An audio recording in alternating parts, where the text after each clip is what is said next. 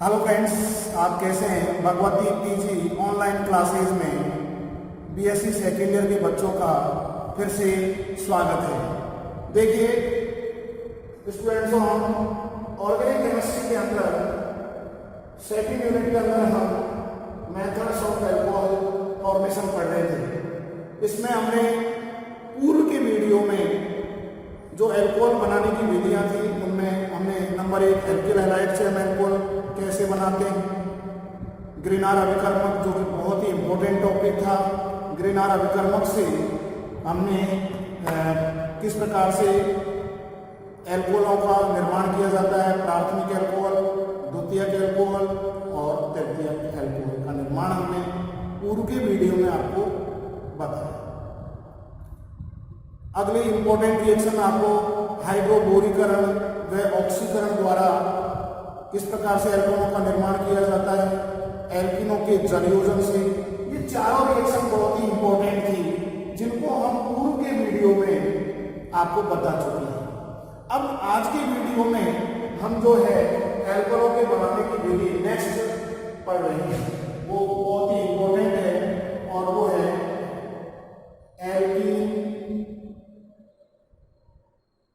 Alkene का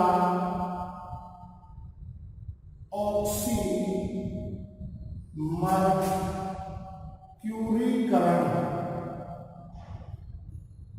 alkene का ऑक्सीमर्क्यूरीकरण व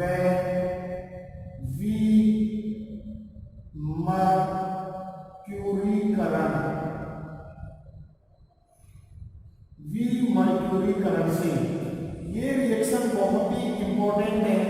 पूर्व के वीडियो में पढ़ी वो भी बहुत इंपॉर्टेंट थी। तो ये हम एल्कोहल बनाने की विधि पढ़ रहे हैं, एल्कीन का ऑक्सीमर्क्यूरीकरण व विमर्क्यूरीकरण से। बहुत ही इंपॉर्टेंट रिएक्शन देखिए। THF टेट्राहाइड्रोफ्लोरेन व जल की उपस्थिति में किसी भी एल्कीन का हम मर्क्यूरिक एसिटेट के साथ अभिक्रिया कराते हैं तो ऑक्सीमर्क्यूरीकरण योगज उत्पाद बनता है। इस ऑक्सीमर्क्यूरीकरण योगज उत्पाद का जब हम विमर्क्यूरीकरण करते हैं यानी कि रिडक्शन करेंगे सोडियम बोरोहाइड्राइड की उपस्थिति में, अपचयन कराने पर एल्कोहल का निर्माण होता है और ये मार्कोनिक नियम के अनुसार होता है। हम पूर्व के वीडियो में भी हम मार्कोनिक के नियम हम आपको बता चुके हैं। एल्कीनों के जलयोजन में आपको बहुत बढ़िया ढंग से हमने मार्कोनिक के नियम की डेफिनेशन भी बताई, विद एग्जांपल से आपको समझाया। आगे देखिए इसकी अभिक्रिया पढ़ते हैं। पहले स्टेप में ऑक्सीमर्क्यूरीकरण, जैसे हमने एल्कीन लिया CH3 CH2 CH double bond CH2 1 butane. ये कोई भी हमने एक एल्कीन ली और इसकी अभिक्रिया CH3 COO का H3 यानी मर्क्यूरिक एसिटेट। ये मर्क्यूरिक एसिटेट और HOH और PH है यानी टेट्रा हाइड्रोफ्लोरेन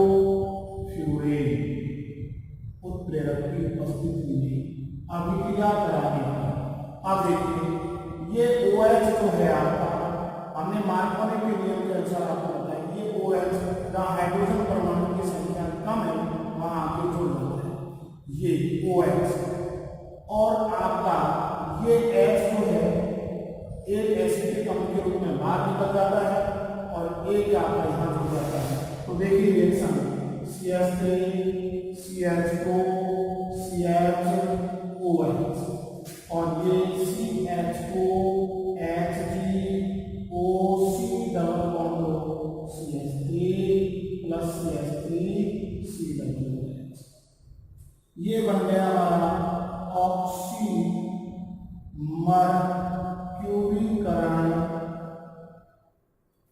योगज उत्पाद। ये पहले से देखिए, फिर से समझ लीजिए आप। हम 1 ब्यूटेन की क्रिया मर्क्यूरिक एसिटेट के साथ जल की उपस्थिति में कराते हैं THF टेट्राहाइड्रोफ्लोरीन की उपस्थिति में करवाते हैं तो ये अभिक्रिया मार्कोनिक के नियम के अनुसार होती है। OH आपका जो ऋणात्मक भाग है वो वहां जाके जुड़ेगा जहां पहले से ही हाइड्रोजन परमाणु की संख्या कम है। तो OH आपके यहाँ जुड़े, बचा हमारे पास एक H। अब देखिए CH3 डबल का हॉल ट्वाइस है, 2 एसिटेट है हमारे पास में, तो एक H इसमें जुड़ गया तो एसिटेट का 2 बार निकल गया हमारे पास, बचा एक एसिटेट तो HgOC डबल बॉन्ड CH3। ये पहले स्टेप में ऑक्सी मर्क्यूरीकरण यौगिक उत्पाद बन गया, बहुत ही इंपॉर्टेंट रिएक्शन है ये पहली घटना है। दूसरी घटना में हम जो पढ़ेंगे वो पढ़ेंगे विमर्क्यूरीकरण। पहली घटना ये रही, दूसरी घटना में हम पढ़ रहे हैं विमर्क्यूरीकरण यानी मरकरी का बाहर निकलना, यौगिक उत्पाद बन गया। अब देखिए जो आपका ये उत्पाद बना है इसको हम यानी आपने विमर्क्यूरीकरण देखिए CH3 CH4 CH और OH और CH4 HgOC double bond CH3, ये ऑक्सी मर्क्यूरीकरण यौगिक उत्पाद का हम अपचयन करा देते हैं रिडक्शन सोडियम बोरोहाइड्राइड की उपस्थिति। ये संपूर्ण धातु हाइड्राइड है हमारे जो हम प्रेरक के रूप में काम में लेते हैं। ये देखिए तो अब आपका एक H तो आपका यहाँ हो गया तो ये CH3 में कन्वर्ट हो गया एक H, और एक H आपका यहाँ हो गया तो ये एसिटिक अम्ल है। तो देखिए आपका CH3 CH4 CHOH और CH3 प्लस H, ये विमर्क्यूरीकरण हो गया और ये एसिटिक अम्ल बना। ये घटना कहलाती है मरकरी का बाहर निकलना, विमर्क्यूरीकरण। देखिए हम आपको पूर्व के वीडियो में जो है मेथड्स ऑफ एल्कोहल फॉर्मेशन पढ़ा रहे थे, यानी एल्कोहल के बनाने की विधियां, जो कि हम पूर्व के वीडियो में हम 4 रिएक्शनों को आपको पढ़ा चुके हैं, वो बहुत ही इंपॉर्टेंट थी। और आज की जो रिएक्शन हम पढ़ा रहे हैं वो भी बहुत इंपॉर्टेंट है, जो यूनिवर्सिटी के अंदर बहुत आती रहती है। आप आज का टॉपिक हमारा जो विल्सन की विधि में चल रहा है या बनाने की विधि में एल्कीन का ऑक्सी मर्क्यूरीकरण व विमर्क्यूरीकरण। तो देखिए हम 1-ब्यूटेन की क्रिया मर्क्यूरिक एसिटेट के साथ टेट्राहाइड्रोफ्लोरीन में जल की उपस्थिति में कराते हैं तो ऑक्सी मर्क्यूरीकरण यौगिक उत्पाद बनता है, और इस ऑक्सी मर्क्यूरीकरण यौगिक उत्पाद का अपचयन कराने पर सोडियम बोरोहाइड्राइड की उपस्थिति में हमारे एल्कोहल का निर्माण होता है। 1 2 3 4, तो देखिए 2-ब्यूटेनॉल या ब्यूटेन 2, और हम एल्कोहलों के बनाने की विधि पढ़ रहे हैं। तो इस प्रकार से यह अभिक्रिया हमने आपको समझाई, फिर समझ लीजिए आप रिएक्शनों को। ये हमारा 1-ब्यूटेन है, कोई भी एल्कीन ले सकते हैं, 1-प्रोपीन ले सकते हैं, 1-पेंटीन ले सकते हैं, जो भी एग्जाम्पल आप लेना चाहें। मर्क्यूरिक एसिटेट के साथ अभिक्रिया कराएंगे CH3 डबल का हॉल ट्वाइस H, मरकरी की संयोजकता यहाँ 2 है, और जब HOH की उपस्थिति में अभिक्रिया करा रहे हैं टेट्राहाइड्रोफ्लोरीन प्रेरक का कार्य कर रहा है, तो देखिए ये अभिक्रिया मार्कोनिक के नियम अनुसार होती है। मार्कोनिक का नियम समझ लीजिए, ऋणात्मक भाग वहां जाके जुड़ेगा जहां पहले से ही हाइड्रोजन परमाणु की संख्या कम हो, तो जस्ट इसके विपरीत होगा एंटी मार्कोनिक का नियम। तो देखिए ये OH आपका यहाँ भी जुड़ गया, ये आपका HgOC डबल बॉन्ड CH3 आपका एसिटिक अम्ल आपका बाहर निकल गया, तो ये ऑक्सी मर्क्यूरीकरण यौगिक उत्पाद बन गया। अब इसका विमर्क्यूरीकरण सेकंड स्टेप, मरकरी का बाहर निकलना, सोडियम बोरोहाइड्राइड को प्रेरक की उपस्थिति में अपचयन करा रहे हैं, एक हाइड्रोजन को आपका यहाँ जुड़ गया CH3 में कन्वर्ट हो गया, और एक H आपका यहाँ जुड़ गया तो ये एसिटिक अम्ल बन गया और मरकरी बाहर निकल गया। तो इस प्रकार से ये नंबर 5 रिएक्शन हमने एल्कीन का ऑक्सी मर्क्यूरीकरण व विमर्क्यूरीकरण से हमने एल्कोहल का निर्माण किया। नेक्स्ट देखिए नंबर 6 रिएक्शन हम पढ़ रहे हैं ईथर से। बहुत ही सिंपल रिएक्शन है ईथर। की अभिक्रिया उच्च दाब तनु H2SO4 की उपस्थिति में उच्च दाब हाई प्रेशर व डाइल्यूट H2SO4 की उपस्थिति में जब योजन करवाते हैं तो एल्कोहल का निर्माण होता है। तो एल्कोहल का निर्माण होता है। देखिए नंबर 30 रिएक्शन हम पढ़ रहे हैं वो है ईथर। देखिए ये ईथर का सूत्र है ROR, हमने कॉमन जान लिया और इसका जल योजन करवा रहे हैं किसकी उपस्थिति में, तनु सल्फ्यूरिक अम्ल की उपस्थिति में उच्च दाब पर अभिक्रिया कर रहे हैं। तो देखिए कोई सी बात को आप छोटा मान लो तो देखिए ये हिस्सा में ये देखिए ये माइनस और ये प्लस और ये माइनस। तो देखिए आपके एल्कोहल के दो अणु बन गए R, ये हो गया हमारे एल्कोहल। अब देखिए हम इसका वैश्विक उदाहरण लेते हैं C2H5O C2H5।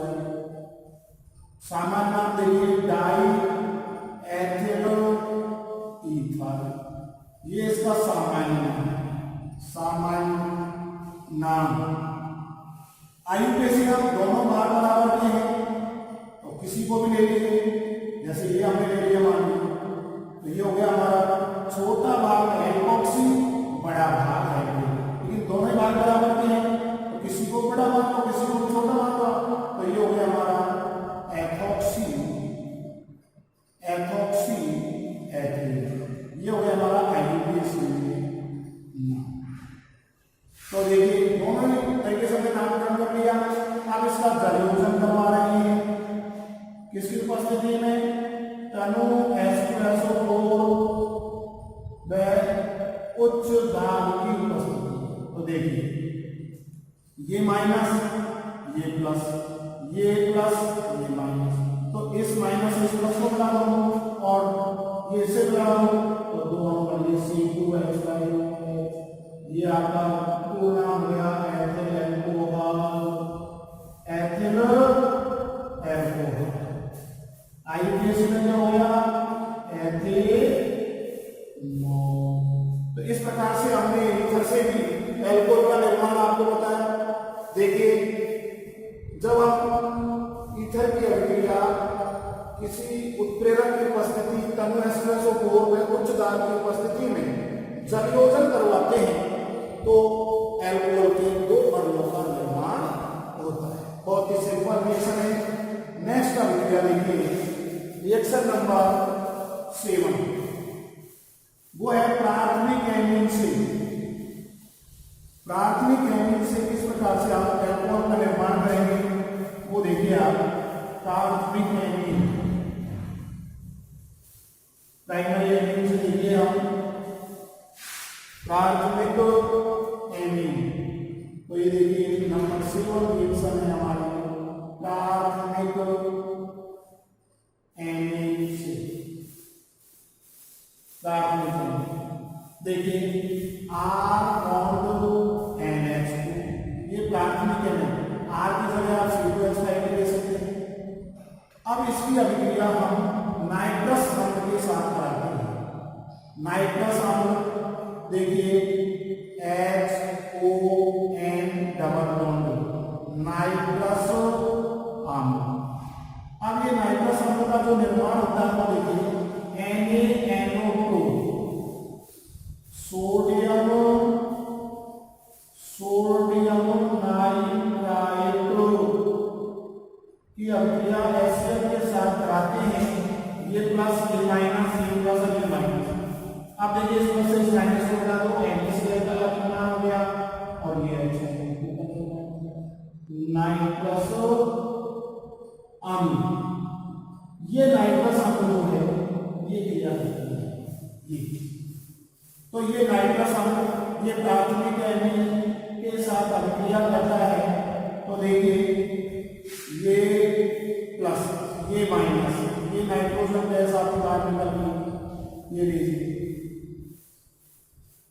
और ये प्लस बनेगा। तो ये देखिए एल्कोहल का निर्माण हो गया आपका, ये N2 गैस बाहर निकल गई और ये इस प्रकार से प्राथमिक एमिन से भी एल्कोहल का निर्माण हो गया। अब व्यक्तिगत उदाहरण ले लीजिए आर की जगह, जैसे C2H5NH2 एथिल एमीन की अभिक्रिया हम नाइट्रस अम्ल के साथ करा रहे हैं, N डबल बॉन्ड, ये नाइट्रस अम्ल है, नाइट्रस, ये प्लस ये माइनस, ये आपकी नाइट्रोजन गैस और ये प्लस और ये माइनस। तो देखिए ये आपका C2H5OH N2 गैस आपकी बाहर निकल गई और ये बन गया हमारा एथिनॉल यानी एथिल एल्कोहल। तो देखिए प्राथमिक एमिन से हम किस प्रकार से एल्कोहल का निर्माण करते हैं। प्राथमिक एमिन की क्रिया नाइट्रस अम्ल के साथ कराते हैं। नाइट्रस अम्ल कैसे बना, सोडियम नाइट्राइड की अभिक्रिया HCl के साथ कराते हैं तो NaCl लवण का निर्माण होता है और HNO। देखिए ये प्लस, इस प्लस से तो इस माइनस को मिलाना ताकि आपसे गलती नहीं हो, और बचा क्या हमारा HNO, ये नाइट्रस अम्ल। हमने इसको कोड के इस तरीके से लिख दिया ताकि हमें सुविधा रहे, प्लस और माइनस ROH एल्कोहल बन गया हमारा और नाइट्रोजन गैस बाहर निकल गई। हमने व्यक्तिगत उदाहरण लिया एथिल एमीन की अभिक्रिया नाइट्रस अम्ल के साथ कराते हैं तो हमारा एथिनॉल बनता है। तो इस प्रकार से हमने देखिए 7 नंबर की रिएक्शन प्राथमिक एमिन से हमने एल्कोहल का निर्माण किया। अब हम बहुत ही इंपॉर्टेंट रिएक्शन पढ़ रहे हैं, वो है आपके किण्वन फर्मेंटेशन से किस प्रकार से हम जो है वो एल्कोहल का निर्माण करते हैं। देखिए किण्वन, किण्वन क्या है,